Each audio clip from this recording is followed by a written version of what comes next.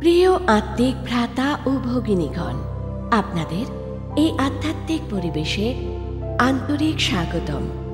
আমরা জানি যে এই সৃষ্টি এক রঙ্গমঞ্চ, যেখানে প্রকৃতি, পুরুষ এবং পরমাত্মার এক অদ্ভুত নাটক অবিরাম চলছে। প্রকৃতপক্ষে যখন থেকে আমরা এই পৃথিবীতে এসেছি, তখন থেকে আমাদের অনেক সাথী এবং সহযোগী হয়েছে। অনন্তকাল ধরে প্রাপ্ত এই সকল সহযোগীদের সেবার দ্বারা আমরা ঋণী হয়েছি। বিচার করলে এই সমস্ত ব্যাপক সেবার হিসেব করা সম্ভব নয়। কিন্তু এত উপকৃত হয়েও আজকের মানুষ এই সকল সহযোগীদের প্রতি কৃতজ্ঞ নয়। মানুষ এদের বলপূর্বক শোষণ করেছে। শুধু তাই নয়, কৃতজ্ঞতার পরিবর্তে মানুষ তাদের উপর অনেক রকম অত্যাচারও করেছে। পরিণামস্বরূপ বর্তমান সময় মানুষ নিজের সুখ, শান্তি, আনন্দ সব হারিয়ে ফেলেছে। আসুন এই সকল সহযোগীদের বক্তব্য, এদের বর্তমান কাহিনী এদের জবানিতেই শোনা যাক।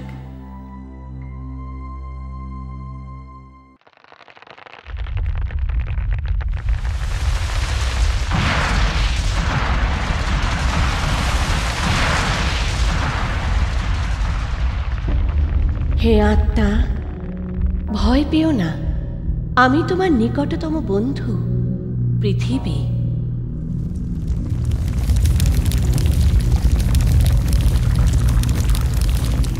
তুমি আমাকে মাতৃভূমি, রত্নগর্ভা, ধরিত্রী মা এরকম বহুবিধ উৎকৃষ্ট নাম ধরে ডেকেছ।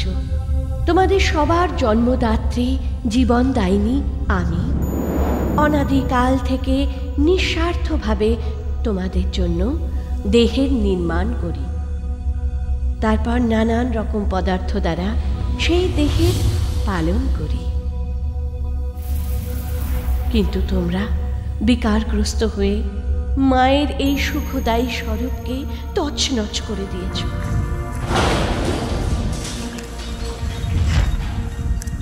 পরিণামস্বরূপ ভূমিকম্প, ভূস্খলন, অগ্নুৎপাত এরকম ভয়ানক আঘাত তোমাদের ভয়ভীত করে তোলে।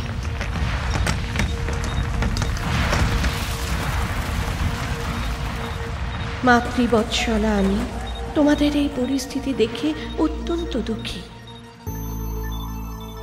পুরাণ, শাস্ত্র, ইতিহাসের পাতায় তোমরা আমার সৌন্দর্য আর সমৃদ্ধির কতই না মহিমা করেছ। যখন এই সৃষ্টিতে স্বর্গ ছিল, তখন আমিও সুখ সুবিধা দ্বারা পূর্ণ ছিলাম।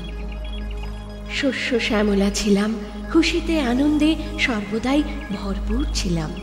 কবিরা তাদের কবিতায় আমার গুণগান করেছে, চিত্রকারেরা তাদের চিত্রে আমার সৌন্দর্য প্রকাশ করেছে। সোনা, রূপা, মণি, মাণিক্য ইত্যাদি মহামূল্য সম্পদে পূর্ণ ছিলাম আমি। কিন্তু কলিযুগে মানুষের অত্যাধিক লোভ আর জনসংখ্যা বিস্ফোরণে বারবার আঘাতে আমি জর্জরিত।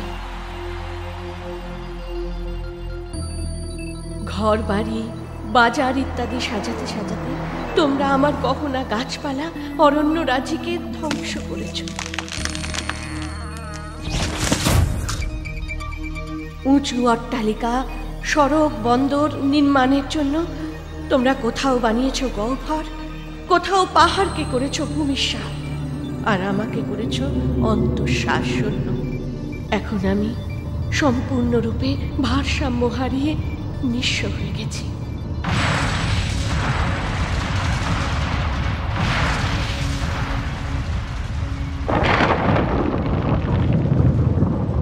ফুলের বাগানের মতো স্বর্গীয় রূপ ছিল আমার। এখন কাঁটার জঙ্গলের মতো মরুভূমিতে পরিণত হচ্ছে আমি। তাই এখন তোমাদেরই কর্তব্য নিজের মাকে আবার শস্য শ্যামলা, উর্বরা, সুখ সমৃদ্ধিতে পূর্ণ করে তোলা। তোমরা নিজেদের সংস্কার পরিবর্তন করে সৃষ্টির নবসৃজন করবে, এই আশায় অধীর প্রতীক্ষায় রয়েছি আমি, যাতে আমি আবার আমার সন্তানদের মমতার শীতল ছায়া প্রদান করতে পারি।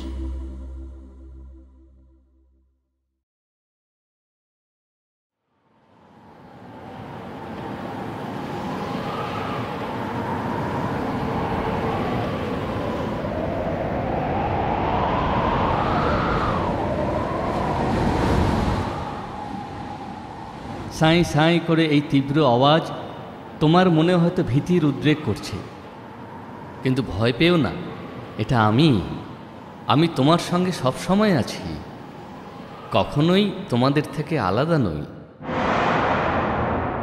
হ্যাঁ, আমি বায়ু।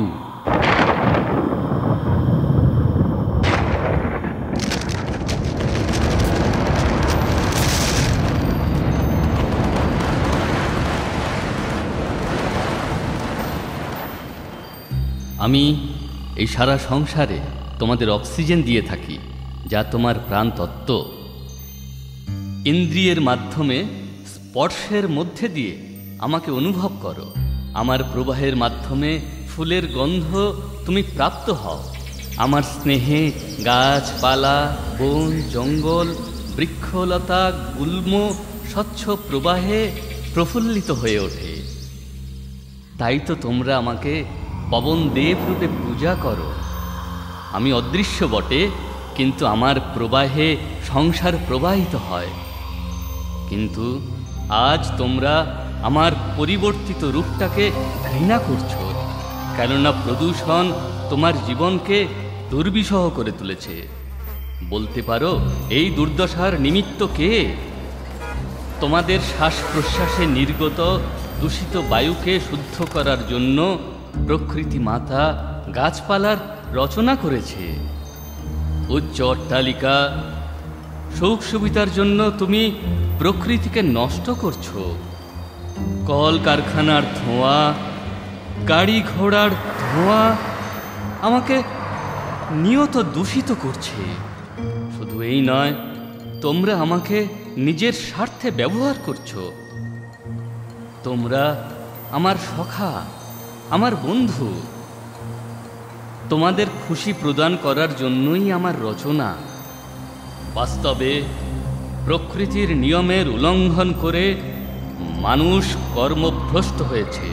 তাই হে মানব, সাবধান হও, জাগো, এই সত্যকে অনুভব করো কি মানুষের মনের মলিনতাই সংসারে মলিনতার বাস্তবিক কারণ। এবার এসো, মনের আসরিক প্রবৃত্তিকে নিবৃত্ত করি। সংস্কার পরিবর্তনের মধ্য দিয়ে সংসার পরিবর্তনের এটাই তো সমুচিত সময়।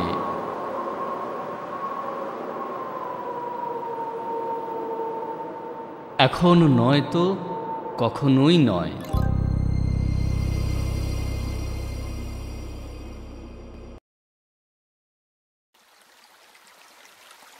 ঝড়ঝড় ঝরে পড়া ঝর্ণা বা কলকল করে বয়ে যাওয়া নদী কতই না সুখকর লাগে।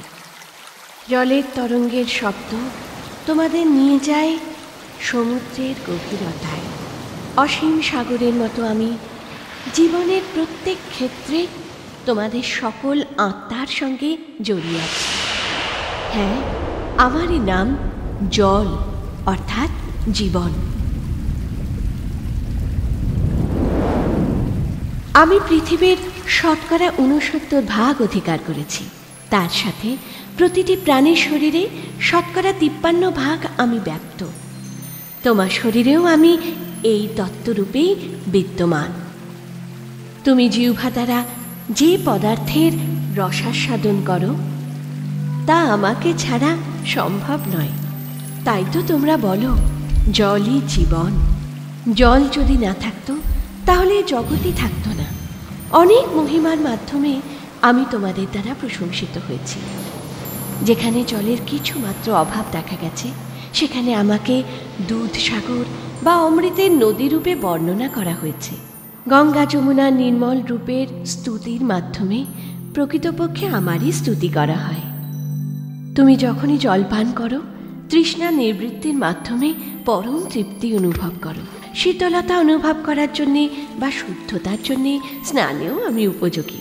শুধু তাই নয়, জীবনের জন্য আবশ্যক শস্যাদি এবং ফলাদি উৎপাদনে সেচ কার্যের মধ্যেও আমার প্রয়োগ অপরিহার্য। মন্দিরে দেবতার চরণামৃত অভিষেকে আমার প্রয়োগ বহুল প্রচলিত। আমার গভীরে ডুব দিয়ে তোমরা আমাকে পতিত পাবনী বলো, তাহলে দেখলে কোথায় নেই আমি। কিন্তু আমার শীতল সুখকর রূপের দ্বারা উপকৃত হওয়ার পরিবর্তে তোমরা সীমারেখা টেনে বিভাজিত করেছ আমায়। জল সমস্যা, জল বিবাদ, লড়াই ঝগড়া এসবই তো তারই পরিণাম। বিভিন্ন স্থানে বাঁধ দেওয়ায়, নিঃসংকোচে জলে আবর্জনা ফেলায় পৃথিবী আজ রুক্ষ মরুভূমিতে পরিণত হচ্ছে। জলাশয় শুকিয়ে নগর স্থাপন পৃথিবী এবং পরিবেশ দুয়েরই ভারসাম্য নষ্ট করছে, যার পরিণতি স্বরূপ তোমাদেরকে সুনামের মতো ভয়ঙ্কর বিপর্যয়ের সম্মুখীন হতে হচ্ছে।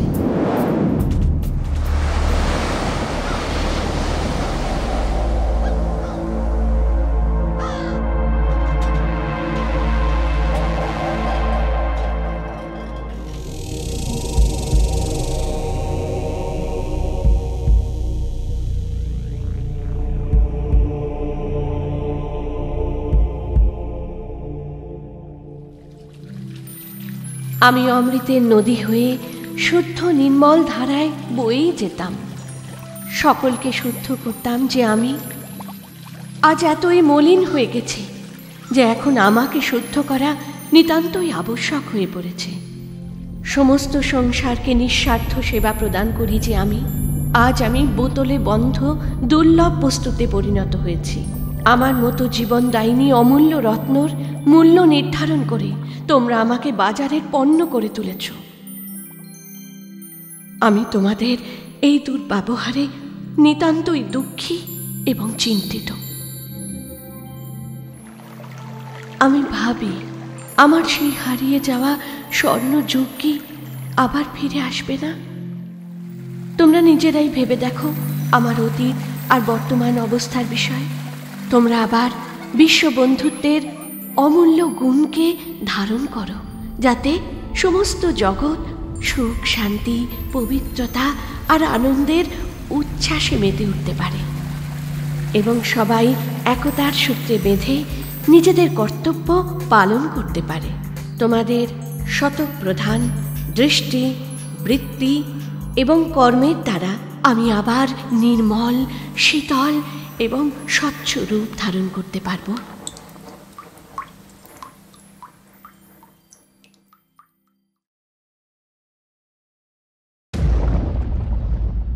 আমার মনে হয় আমার পবিত্র সেবার বিষয়ে নতুন করে কিছু বলার প্রয়োজন নেই।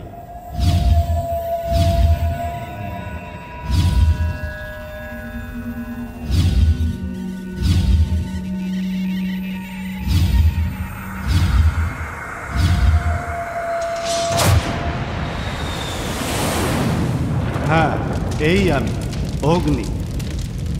পৃথিবীর অস্তিত্ব এবং বিকাশের আমি কারণ আধার, কারণ আমি সূর্য। আমারই উজ্জ্বল রশ্মির দ্বারা তুমি সংসারকে প্রত্যক্ষ করো।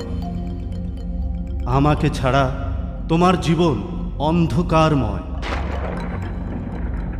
শুধু দিনে নয়, রাতেও আমি প্রকাশ বিকিরণ করি। আমার বিভিন্ন শক্তিশালী ভূমিকা তোমাদের রোজকার জীবনের আবশ্যকতা পূরণ করে। আলো ও উত্তাপ দেওয়ার সাথে সাথে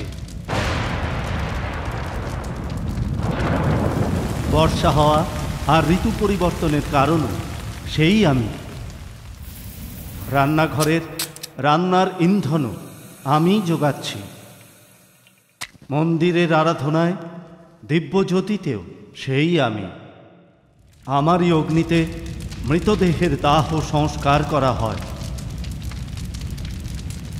আমি তোমাদের জীবনের সব ক্ষেত্রেই সাহারা দিচ্ছি, কিন্তু কখনো কখনো আমার প্রয়োগ ধ্বংসাত্মক কার্যেও করা হয়ে থাকে। ক্রোধ এবং হিংসার আগুনে সরকারি এবং বেসরকারি সম্পত্তির বিস্তর ক্ষয়ক্ষতি হয়। যুদ্ধক্ষেত্রে বা ছোটোখাটো বিবাদে ধ্বংসাত্মক রূপ দ্বারা আমি আমার শক্তির অহংকার প্রতিষ্ঠা করতে পারি।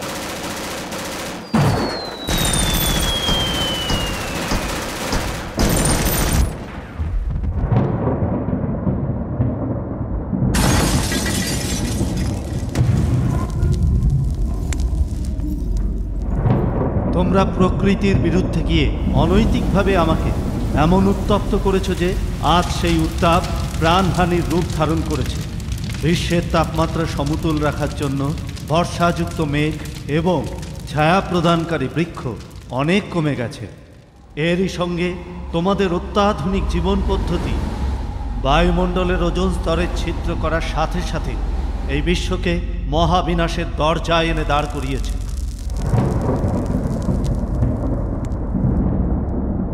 সৃষ্টির শুরুতে আমি ছিলাম শান্ত।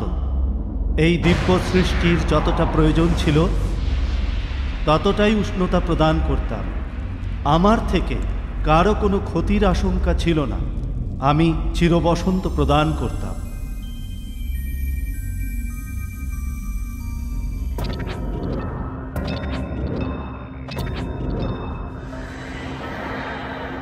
মনে রেখো, তোমার অনিয়ন্ত্রিত উপভোগ এবং অনিয়ন্ত্রিত ইন্দ্রিয় লোলুপতা তোমার অকল্যাণ ডেকে আনবে। মানুষের মধ্যকার জেগে থাকা কাম ক্রোধ রূপ অগ্নি শান্ত হলে তবেই আমার ভৌতিক রূপও আরাম ও খুশি প্রদান করতে পারবে। অতএব সময়ের সংকেতের গুরুত্ব বোঝো এবং নিজের কর্তব্য পালনে ব্রতী হও।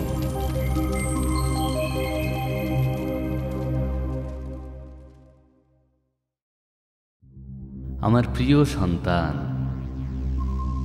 তোমরা আমাকে ঈশ্বর, আল্লাহ, শিব, জেহোবা, গড আদি নামে ডাকো। তোমরা আমার মন্দির, মসজিদ, চার্চ এবং গুরুদুয়ারা তৈরি করেছ। তোমরা বেদ শাস্ত্র এবং অনেক প্রকার ধর্মগ্রন্থ লিখেছ। আমার কাছে পৌঁছানোর জন্য তোমরা পূজা, অর্চনা, জপ তপ করেছ। তোমরা আমার নামে অনেক ধর্মযুদ্ধ করেছ। ত্যাগ এবং বলিদান দিয়েও দুর্ভাগ্যবশত না আমাকে পেয়েছ, না আমার কাছে তোমরা পৌঁছতে পেরেছ। বাস্তবে আমাকে জানার আগে তোমাকে জানতে হবে এবং অনুভব করতে হবে তুমি কে। অজ্ঞানতাবশত তুমি নিজেকে শরীর ভেবেছ, যার কারণে তুমি জাতি, ধর্ম, রং, ভাষা বা রাষ্ট্রীয়তার ভেদাভেদ করো।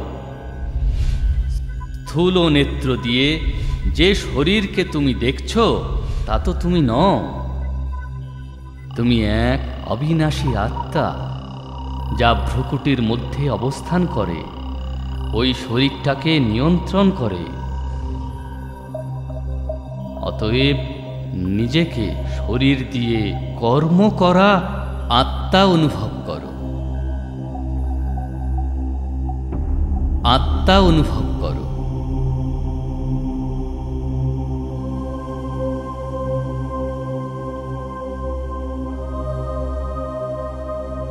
এখন কিছুক্ষণের জন্য এই সংসারের বাতাবরণ থেকে নিজেকে আলাদা করো। এই দেহকে ভুলে নিজেকে ভ্রুকুটি মধ্য এক উজ্জ্বল তারকা হিসেবে অনুভব করো। বাস্তবে তুমি এখানেই বিরাজ করো, এক সূক্ষ্ম জ্যোতির্বিন্দু আত্মা। এবার ক্রমশ তোমার যাত্রা শুরু হলো।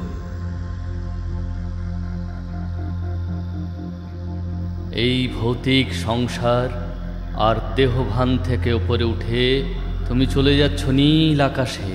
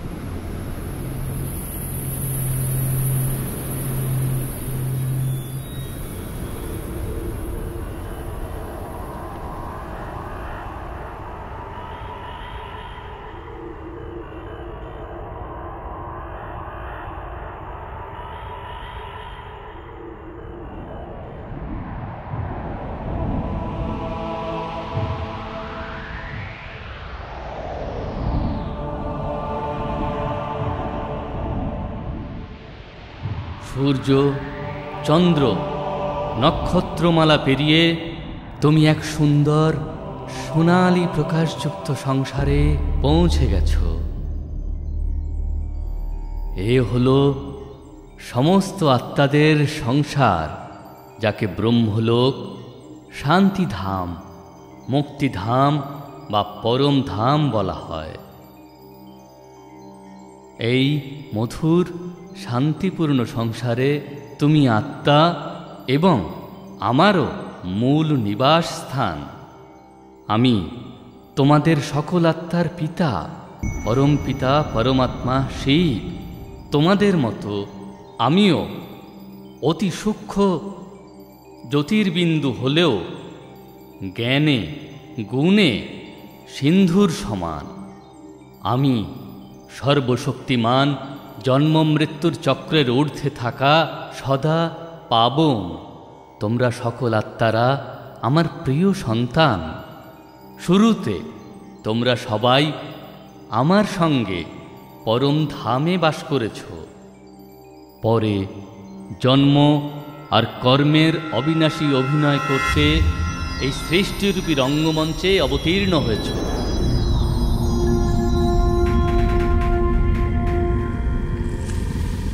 এই অনাদি অবিনাশী নাটক সত্যযুগ, ত্রেতাযুগ, দ্বাপর যুগ আর কলিযুগে বিভক্ত। প্রত্যেক যুগের সময় সমানরূপে 1250 বছর, আর সেই কারণে পুরো কল্পের আয়ু 5000 বছর। প্রতি 5000 বছর পরে এই সৃষ্টিচক্রের একই রকম পুনরাবৃত্তি ঘটে। কল্পের শুরুর সময়ে সমস্ত প্রাণী জগৎ ও প্রকৃতির 5 তত্ত্ব পাবন ছিল। সেই সময় সংসার সুখ, শান্তি আর আনন্দে পরিপূর্ণ ছিল।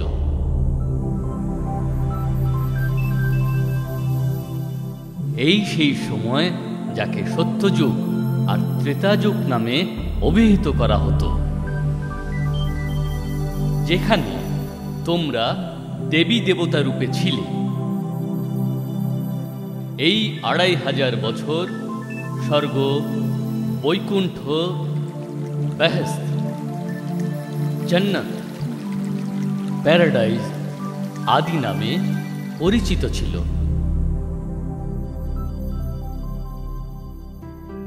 সত্যযুগ অর্থাৎ স্বর্ণযুগে শ্রী লক্ষ্মী ও শ্রী নারায়ণের অটল অখণ্ড রাজ্য ছিল। তারপর ত্রেতাযুগে অর্থাৎ রজত যুগে সীতা দেবী ও শ্রীরাম রাজত্ব করেন।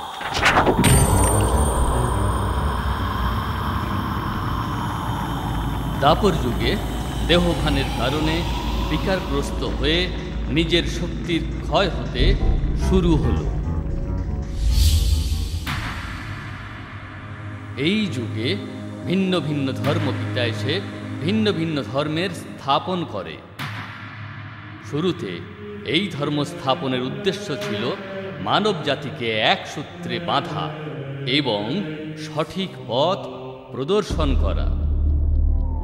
এখন এই কলিযুগ অর্থাৎ কলহ যুগে মানুষের মনে বিদ্যমান 5 বিকার চরম সীমায় পৌঁছেছে, যার কারণে 5 তত্ত্ব দূষিত হয়েছে, আর তোমরা শান্তি এবং খুশি থেকে বঞ্চিত হয়েছ। পরিণামস্বরূপ দুঃখ আর অশান্তির চোরাবালি থেকে মুক্ত হওয়ার জন্য চিৎকার করে তোমরা আমাকে ডাকো।